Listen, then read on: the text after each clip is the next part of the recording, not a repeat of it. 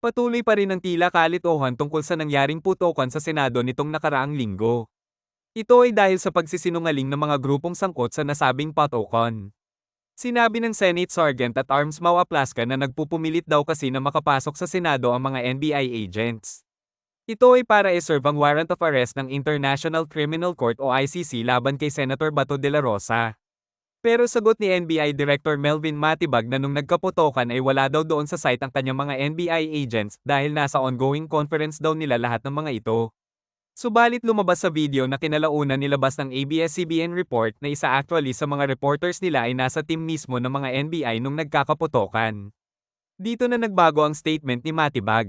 Sabi niya wala daw sa Senate ang mga agents niya kundi nasa GSIS building. Exactly wala pa sa Senate kasi yun nga ang punto, nagpupumilit pa lang sila na pumasok papunta sa loob Senado. So unang tanong, bakit kailangan magsinungaling ni NBI Matibag? Lumalabas tuloy na may sekreto nga silang plano na lusubin ang Senado. Pangalawang tanong, bakit mo lulusoban ng Senado na alam mong may mga umiiral na rules dyan? Iba ang Senado kumpara sa ordinaryong bahay pagdating sa pagsisilbi ng warrant of arrest. Ang bahay ay hindi institusyon, ang Senado ay isang institusyon, ibig sabihin may sariling mga rules at panuntunan na sinusunod, kaya nga may armed group ng police and marines at sergeant at arms or asahan na nagbabantay sa Senate.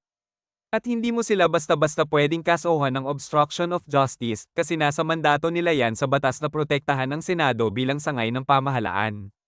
Una, may kasalukuyang umiiral noon na Resolution for Senate Protective Custody ang Senado. Pangalawa, may umiiral na interparliamentary courtesy sa Senado.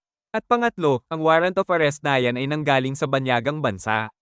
Dapat dumadaan ito sa ating lokal na hudikatura bago ipatupad ang aresto. Kaya naman ang nagpumilit na pumasok ang NBI para gumawa ng pag-aresto sa loob ng Senado ay buong tapang na pumihil ang Senate security na binubuo ng mga Marines, Police at Sergeant at Arms na lahat ay panamumunuan ng isang matapang na retired general na si Mau Aplaska. Naramdaman ni General Aplaska na tila agresibo ang NBI na labagin ang batas sa loob ng Senado upang makuha si Senator Bato de la Rosa at direkta itong ibigay sa ICC, isang korte sa banyagang bansa sa Europa. At pinaniniwalaan ng marami na kaya malakas ang loob ng NBI na bastusin ang Senado dahil may basbas ito galing sa kasalukuyang presidente na itinuturo ng maraming witnesses na pinagdalhan ng halos trilyones pesos na pondo ng bayan sa pamamagitan ng flood control projects na isinilid sa malalaking milita at dinala sa bahay mismo ng presidente, pinsan niyang dating House Speaker, at iba pang mga kaalyado.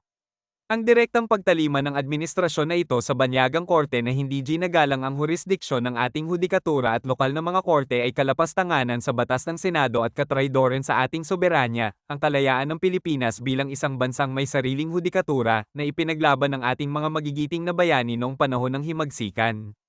Kaya naman upang protektahan ng Senado sa pag-atake ng NBI, ay matapang na sinalubong ito ng pinuno mismo ng Senate Sergeant at Arms na si Mau Aplaska. Nang magkasalubong ang grupo ni General Aplaska at ang NBI sa isang bahagi ng Senado kung saan nagtatangkang pilit na pumasok ang NBI, ay binalaan ito ng general na huwag kikilos ng masama. Pero imbis na sumunod sa utos ng otoridad ng Senado ay bumunot ang mga ito ng baril at itinutok sa general. Sa totoo lang ay pwede nang barilin ng general ang mga ito sa puntong ito. Pero hindi ito ginawa ng general bagkus ay kinonvert niya ang kanyang putok sa isang warning shot. Ayaw ng general na may masaktan sa kanila kaya tuloy-tuloy itong nagpaputok upang balaan ng NBI na hindi nagbibiro ang otoridad ng Senado. Ayaw ng general na mapunta ang sitwasyon sa isang miscalculation kung saan wala ng choice ang magkabilang panig kundi tamaan ng isa't isa. Hindi lamang iniligtas ng retiradong General Mau Aplaska ang mga NBI agents at mga mamamahayag na nasa loob ng Senado sa tiyak na kapahamakan. Iniligtas din niya ang dangal ng Senado bilang isang institusyon na may striktong panuntunan na dapat sinusunod at nirerespeto bilang ikatlong sangay ng pamahalaan. At ang NBI na nagpapagamit sa administrasyon upang brasohin ang ating mga umiiral na batas para sa pansariling interes ay dapat magpasalamat na hindi sila tinuloyan ng isang dating general dahil sa hindi pagsunod sa utos nito bilang otoridad ng Senado.